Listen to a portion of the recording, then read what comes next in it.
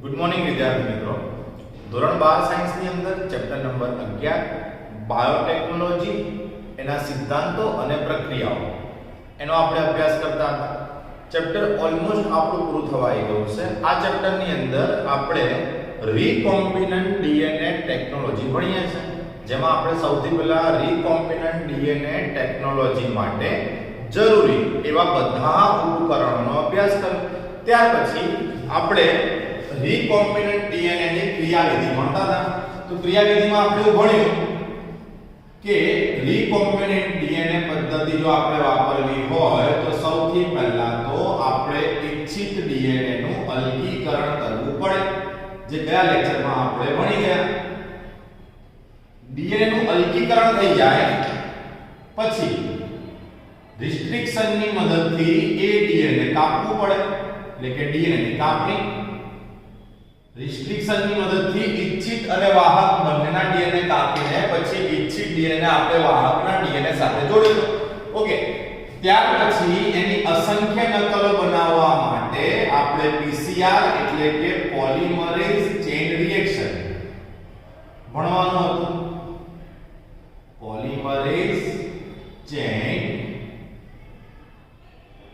Reaction. ત્યાર પછીનો ચોથો મુદ્દો જે હતો એને આપણે કહી દઈએ રૂપાંતરણ. અને પાંચમો અને છેલ્લો મુદ્દો છે ઇચ્છિત નિપજની પ્રાપ્તિ. ઇચ્છિત નિપજની પ્રાપ્તિ. જો કે બુકમાં આના સિવાય બી આપણને છઠ્ઠો મુદ્દો એક આપેલો છે, એ છે અનુપ્રવાહિત સંસાધન. છઠ્ઠો મુદ્દો જે છે આપણી પાસે એ છે અનુપ્રવાહિત સંસાધન. તો આપણે સમજી લઈએ સરળતાથી. સૌથી પહેલા રીકોમ્બિનન્ટ ડીએનએ માં આપણે શું જોયું કે કોઈ સજીવ હોય જેનું કોઈ જનીન ઘણું સારું લક્ષણ ધરાવતું હોય તો એને સૌથી પહેલા આપણે જનીનને અલગ કરીશું. બરાબર? એને અલગ કરવા માટે કઈ પ્રોસિજર છે એ આપણે ડીએનએ ના અલગીકરણમાં ભણી ગયા. પછી રિસ્ટ્રિક્શન ઉત્સેચકની મદદથી એ જનીન જે છે એનો ટુકડો કરવામાં આવે. બરાબર? તો આપણે જનીન જે છે એનો ટુકડો કરવાનો એવું પણ ભણી ગયા. પછી આપણે આપણા ઇચ્છિત જનીનને વાહકના જનીન સાથે જોડ્યું. માન લો કે આ કોઈ વાહક છે, તો વાહકના જનીન સાથે આ ઇચ્છિત ડીએનએ નો ટુકડો આપણે જોડી કાઢ્યો. ચલો, ઓકે, તો આ મળી ગયો તો પુનઃ સંયોજિત ડીએનએ. હવે આપણે શું કરવું છે, આ જે પુનઃ સંયોજિત ડીએનએ છે એનું પોલિમરેઝ ચેઇન રિએક્શન કરવું છે. ડીએનએ નું અલગીકરણ થઈ ગયું, ડીએનએ ની કાપણી થઈ ગયું. હવે પોલિમરેઝ ચેઇન રિએક્શન મતલબ કે આ જે પુનઃ સંયોજિત ડીએનએ છે, આ પુનઃ સંયોજિત ડીએનએ ની આપણે ઘણી બધી નકલો ઉત્પન્ન કરવી છે. તો જોઈએ આપણે આપણી થિયરી છે આજની પીસીઆર. પીસીઆર મતલબ શું છે? Polymerase chain reaction. પીસીઆર એટલે પોલિમરેઝ ચેઇન રિએક્શન. તો સમજો કે આ છે આપણો પુનઃ સંયોજિત ડીએનએ. આ વાળો બરાબર, જેમાં નાઇટ્રોજન બેઝ જે છે એ નિર્બળ હાઇડ્રોજન બંધથી જોડાયેલા છે. આપણે ભણી ગયા છે આ વસ્તુ, નવી નથી આપણા માટે. બરાબર?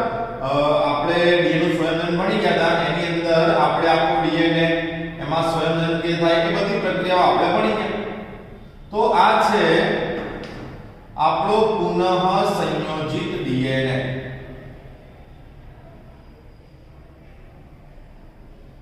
હવે આપણે આ પુનઃ સંયોજિત ડીએનએ જે છે એની ઘણી બધી નકલો બનાવી છે. પુનઃ સંયોજિત ડીએનએ જે છે એની ઘણી બધી નકલો બનાવી છે. બીજું, આ જે આખી પ્રક્રિયા છે એ ઇન વિટ્રો છે. ઇન વિટ્રો મતલબ કે શરીરની બહાર કરવામાં આવે છે. આ પુનઃ સંયોજિતની આપણે નકલ બનાવી છે. આ પ્રક્રિયા ઇન વિટ્રો છે. ઇન વિટ્રો મતલબ કે શરીરની બહાર કરવામાં આવે છે. એમાં સૌથી પહેલું સ્ટેપ જે છે પ્રક્રિયાનું, સૌથી પહેલું સ્ટેપ છે વિનૈસર્ગીકરણ. વિનૈસર્ગીકરણ એટલે ઓલમોસ્ટ ઊંચા તાપમાને, ઊંચું એટલે 90 થી 95 અંશ સેલ્સિયસ જેટલું તાપમાન, બરાબર 90 થી 95 અંશ સેલ્સિયસ તાપમાને આ પુનઃ સંયોજિત ડીએનએ ને લઈ જવામાં આવે એટલે ગરમ કરવામાં આવે એટલે શું થાય, આ જે નિર્બળ હાઇડ્રોજન બંધ છે આ બંધ તૂટી જાય. હવે જ્યારે ડીએનએ જે છે એની વચ્ચેનો નિર્બળ હાઇડ્રોજન બંધ તૂટી જાય તો બંને શૃંખલાઓ ડીએનએ ની બંને શૃંખલાઓ એકબીજાથી છૂટી પડી જાય. ડીએનએ ની બંને શૃંખલાઓ એકબીજાથી છૂટી પડી જાય. માનો કે આ 5' છેડો છે તો આ એનો 3' હશે, તો આ 5' અને આ 3' હશે, બરાબર. એવી લખી દઈએ આ 5' છેડો, આ 3' અગેન આ 5' અને આ 3'. તો પહેલા સ્ટેપમાં આપણે શું કર્યું કે વિનૈસર્ગીકરણ કર્યું, એના કારણે બંને શૃંખલાઓ જે છે એ છૂટી પડી ગઈ. પછી આ બંને શૃંખલાઓના પૂરક હોય, આ બંને શૃંખલાના પૂરક હોય એવા ન્યુક્લિયોટાઇડના નાના ટુકડા જે છે એને અહીંયા આપણે જોડ્યા, એને કહેવામાં આવે પ્રાઇમર. એટલે સમજો કોઈ એક પ્રાઇમર અહીંયા આવીને જોડાયો,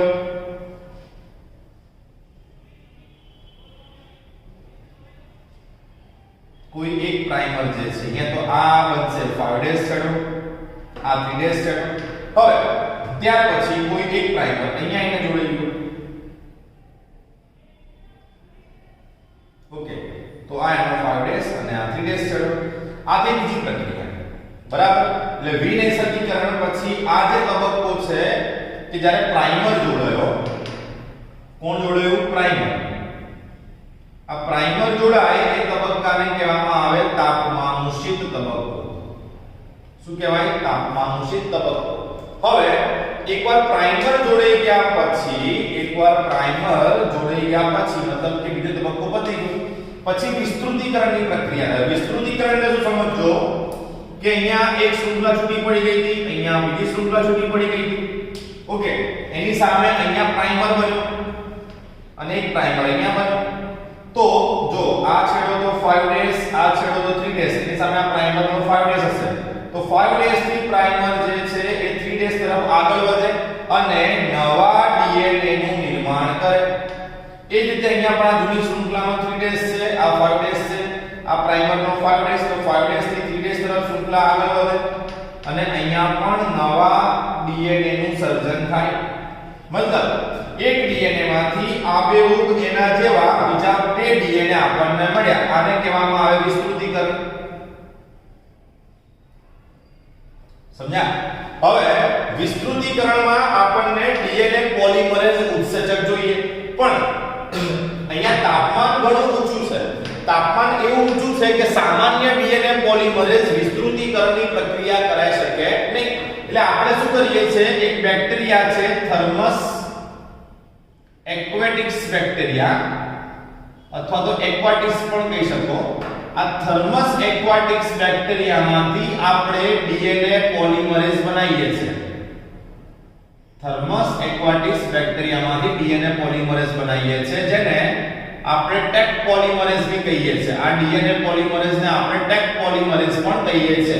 તો આ મોસ્ટ ટાઈમની એમસીક્યુ છે કે પોલિમરેઝ ચેઇન રિએક્શનમાં વપરાતો ઉત્સેચક કયો? તો ટેક પોલિમરેઝ.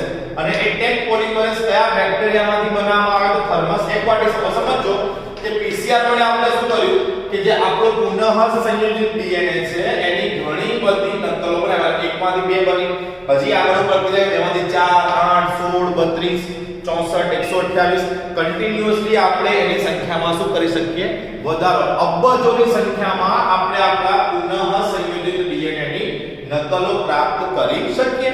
તો પહેલા તબક્કામાં આપણે ડીએનએ નું અલગીકરણ કર્યું, બીજા તબક્કામાં આપણે ડીએનએ જે છે એને કાપ્યું એટલે કે ડીએનએ ની કાપણી કરી અને એને વાહકના ડીએનએ સાથે જોડી દીધું. ત્રીજા તબક્કામાં આપણે આ પુનઃ સંયોજિત ડીએનએ જે છે એનું પોલિમરેઝ ચેઇન રિએક્શન કરાયું કે જેના કારણે એની સંખ્યામાં આપણે વધારો કરી શકીએ. તો અહીંયા આપણી પોલિમરેઝ ચેઇન રિએક્શન થિયરી પતી ગઈ. કોઈને સ્ક્રીનશોટ લેવો હોય તો લઈ લો. ઓકે, તો પોલિમરેઝ ચેઇન રિએક્શન ભણ્યા પછી હવે પછીનો તબક્કો છે રૂપાંતરણ. તો આપણે રૂપાંતરણ જે છે એનો અભ્યાસ કરીએ. તો જો જોઈએ અત્યાર સુધી આપણે કઈ કઈ પ્રક્રિયા કરી છે સૌથી પહેલા તો આપણે ડીએનએ ને એટલે કે ઇચ્છિત ડીએનએ અલગ કર્યા પછી એને વાહક સાથે જોડ્યું પછી વાહકનું પીસીઆર કરાવ્યું એટલે કે આપણને પુનઃ સંયોજિત ડીએનએ જે છે એની ઘણી બધી નકલો પ્રાપ્ત થઈ બરાબર હવે આ જે પુનઃ સંયોજિત ડીએનએ છે એમને આપણે કોઈ યજમાનમાં દાખલ કરવાના છે આ બધા કયા ડીએનએ છે પુનઃ સંયોજિત ડીએનએ એમાંથી કોઈ એકાદો પ્લાઝમિડ પસંદ કરીને એને આપણે યજમાનમાં લઈ જવો છે અમાન લો કે યજમાન તરીકે આપણી પાસે ઈ કોલાઈ બેક્ટેરિયા છે યજમાન તરીકે આપણી પાસે કોઈ બેક્ટેરિયા છે ઈ કોલાઈ તો પુનઃ સંયોજિત ડીએનએ જે છે એને યજમાનમાં દાખલ કરવાના ઘણા બધા રસ્તા છે જે આપણે ઓલરેડી યજમાન વખતે ભણી ગયા હતા આપણે કેલ્શિયમની સારવાર આપી શકતા હતા એ સિવાય આપણે મેદસ્વીકરણ કરીને બી પુનઃ સંયોજિત ડીએનએ ને યજમાનમાં નાખી શકીએ જીન ગનનો ઉપયોગ કરી શકીએ આપણે વાહકનો ઉપયોગ કરી શકીએ આ બધી વસ્તુ તો આપણે ભણી ગયા હતા તો એમાંથી કોઈ બી એક પ્રક્રિયાનો ઉપયોગ કરીને આપણે પુનઃ સંયોજિત ડીએનએ ને શેમાં લઈ આવ્યા યજમાનમાં લઈ આવ્યા સમજણ પડી તો આ પ્રોસેસ તો આપણને ખબર છે તો પછી બુકની અંદર રૂપાંતરણમાં આપણને આપ્યું છે તો જુઓ ચોથો તબક્કો આપણે જોઈએ કયો તબક્કો છે રૂપાંતરણનો તબક્કો તો પુનઃ સંયોજિત ડીએનએ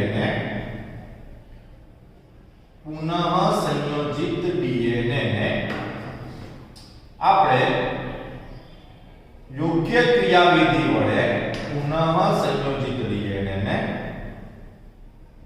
યોગ્ય ક્રિયાવિધિ વડે યજમાનમાં દાખલ કરવામાં આવે છે બરાબર પણ બુકની અંદર તમને અહીંયા આની સાથે સાથે પસંદગીમાન રેખક વાળો મુદ્દો બી સમજાવ્યો એમાં શું કીધું છે માન લો કે આ આપણો પુનઃ સંયોજિત ડીએનએ છે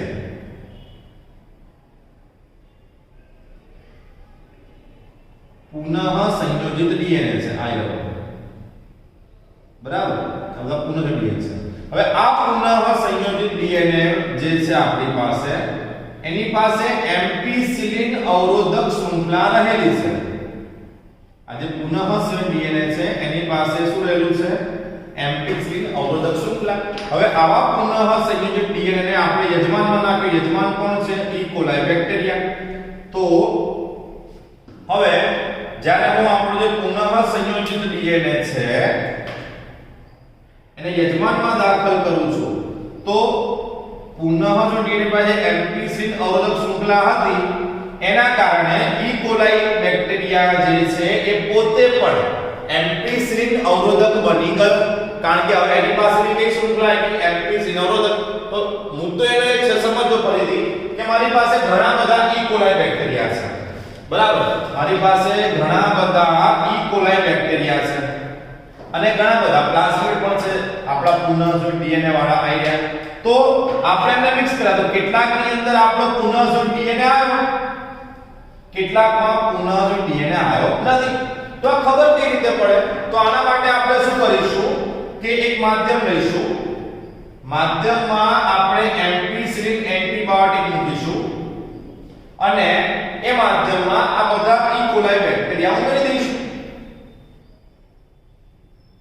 ઓકે એક અગર પ્લેટ ધરાવતા માધ્યમમાં એમ્પિસિલિન લેવામાં આવે અને એમાં આ બધા બેક્ટેરિયા મૂકી દીધા તો જે બેક્ટેરિયા પાસે આપણો ઇચ્છિત ડીએનએ છે એ એમ્પિસિલિન નું અવરોધન કરે છે એટલે એ લોકો વૃદ્ધિ કરશે કારણ કે એમ્પિસિલિન નામનું એન્ટીબાયોટિક છે એમાં ઇચ્છિત ડીએનએ ધરાવતા બેક્ટેરિયા જે છે એ ટકી જશે મૃત્યુ પામશે નહીં પણ જેની પાસે આપણો ઇચ્છિત ડીએનએ નથી એ એમ્પિસિલિન વાળા માધ્યમ પર રહી શકશે નહીં કારણ કે એ લોકો એમ્પિસિલિન નું અવરોધન કરી શકતા નથી મતલબ કે અહીંયા પુનઃ સંયોજિત ડીએનએ માં જે એમ્પિસિલિન અવરોધક શૃંખલા હતી એ એમ્પિસિલિન અવરોધક શૃંખલા આપણા માટે પસંદગીમાન રેખક તરીકે વર્તે છે કેણે આપણને એવું સમજાવ્યું કોની પાસે આપણો ડીએનએ છે કોની પાસે નથી તો આ મુદ્દો તો આપણે ક્લોનિંગ જગ્યામાં તો શાંતિથી ભણી ગયા હતા ડિટેલમાં અહીંયા એની એ જ વસ્તુ રૂપાંતરણમાં આપણને ફરીથી સમજાવેલી છે. તો થયું શું? ડીએનએ ને આપણે પસંદ કર્યો, પસંદ કરીને એને અલગ કર્યો, અલગ કરીને વાહક સાથે જોડ્યો, વાહક ને નાખ્યો આપણે યજમાનમાં. આ બધું આપણે શેના માટે કર્યું? કારણ કે આપણને આપણે શું મળી જાય? ઇચ્છિત નિપજ. તો અહીંયા રૂપાંતરણની પ્રક્રિયા પણ પૂરી થઈ. એકવાર જો કોઈને સ્ક્રીનશોટ લેવો હોય તો લઈ લો. ઓકે, તો રૂપાંતરણની પ્રક્રિયા પૂરી થયા પછી પાંચમી પ્રક્રિયા છે ઇચ્છિત નિપજ. બરાબર? તો ઇચ્છિત નિપજ એટલે શું? આપણે ડીએનએ ને અલગ કર્યો, અલગ કરીને એને આપણે વાહકની સાથે જોડ્યો. હવે આ વાહકની સાથે જોડ્યા પછી આપણે પુનઃ સંયોજિત ડીએનએ ને યજમાનમાં દાખલ કર્યો. તો આ જે પુનઃ સંયોજિત ડીએનએ ને યજમાનમાં આવ્યો છે એ ડીએનએ પોતે અભિવ્યક્ત થશે, મતલબ કે એ પોતાની અસર દર્શાવશે.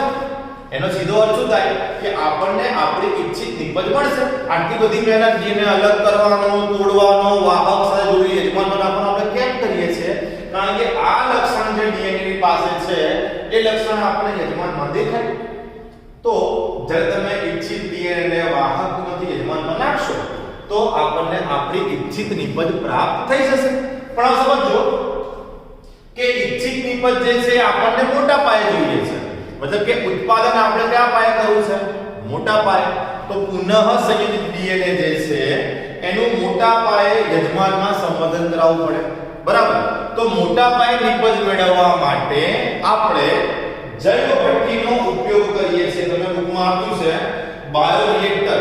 મોટા પાયે ઉત્પાદન મેળવવા માટે આપણે જૈવ ભઠ્ઠીનો ઉપયોગ કરીએ છીએ.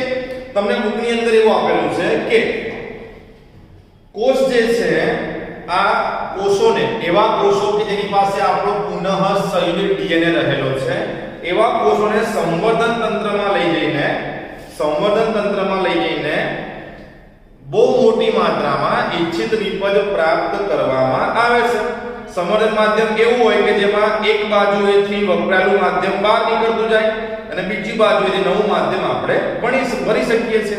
ઓકે, આ સંવર્ધન પદ્ધતિ વડે મોટા પાયે આપણે ઇચ્છિત પ્રોટીન મેળવી શકીએ છીએ. તમને બુકમાં એવું પણ આપ્યું છે કે વ્યાપક સ્તરે, મતલબ ખૂબ જ મોટા પાયે જ્યારે આપણે ઉત્પાદન કરવું હોય તો આપણે જૈવ ભઠ્ઠી વાપરે. જૈવ ભઠ્ઠીનું કદ હોય છે 100 થી 1000 લીટર.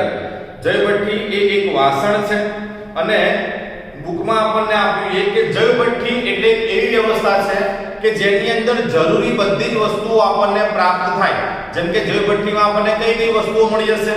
તો આપણને યોગ્ય તાપમાન, પીએચ, પ્રક્રિયાર્થી, ક્ષાર, વિટામિન, ઓક્સિજન, બધી જ વસ્તુઓ કે જે સંવર્ધન માટે જરૂરી છે એ જૈવ ભઠ્ઠીમાં પ્રાપ્ત થઈ શકે છે. બરાબર?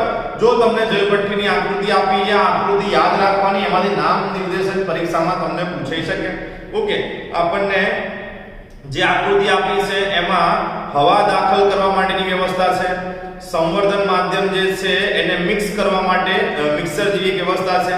એની ઉપર તમે જો તો ફીણ તોડવા માટે પણ વ્યવસ્થા કરી છે. એટલે ટૂંકમાં જૈવ ભઠ્ઠી એક એવી વ્યવસ્થા છે કે જેના દ્વારા જરૂરી એવા બધા જ ઘટકો સંવર્ધન માધ્યમને પ્રાપ્ત થઈ શકે. અને જેટલા મોટી માત્રામાં આપણે સંવર્ધન કરશું, માની લો એક જૈવ ભઠ્ઠીમાં આપણે લાખોની સંખ્યામાં આવા જે ઈ કોલાઈ યજમાન હતા એમનું સંવર્ધન કર્યું તો પ્રોટીન પણ આપણને એટલી વધુ માત્રામાં પ્રાપ્ત થઈ શકશે. ઓકે, હવે પ્રોટીન આપણને મળી ગયું, મતલબ કે ઇચ્છિત નિપજની પ્રાપ્તિ થઈ ગઈ. ત્યારબાદ શું આવશે? તો ત્યારબાદ આવશે અનુપ્રવાહિત સંસાધન. અનુપ્રવાહિત સંસાધન મતલબ શું?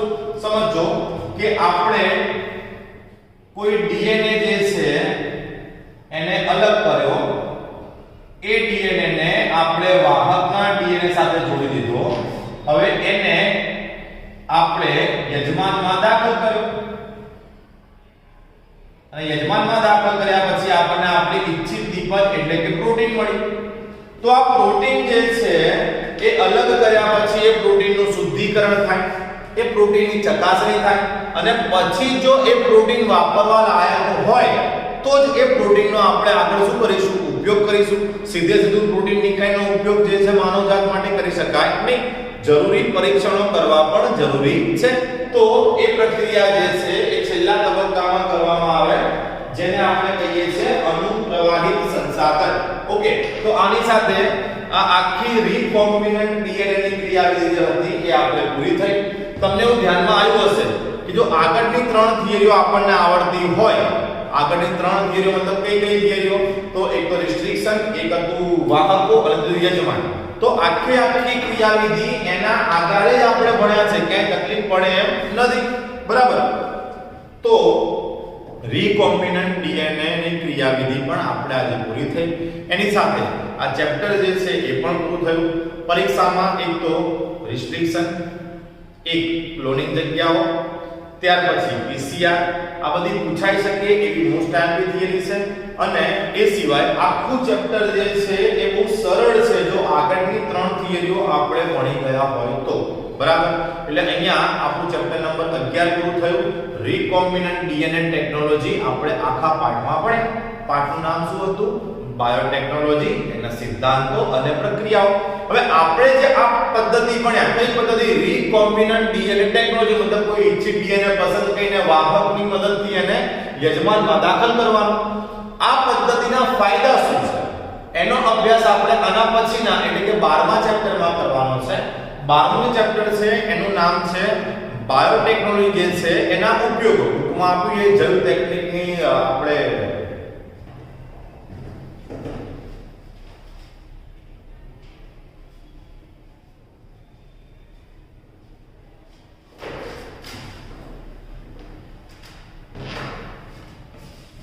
બુકમાં આપ્યું આપણને કે બાયોટેકનોલોજી અને તેના પ્રયોજનો. પણ એની અંદર પ્રયોજનો મતલબ શું કે એના ફાયદા શું છે એનો જ આપણે અભ્યાસ કરવાનો છે.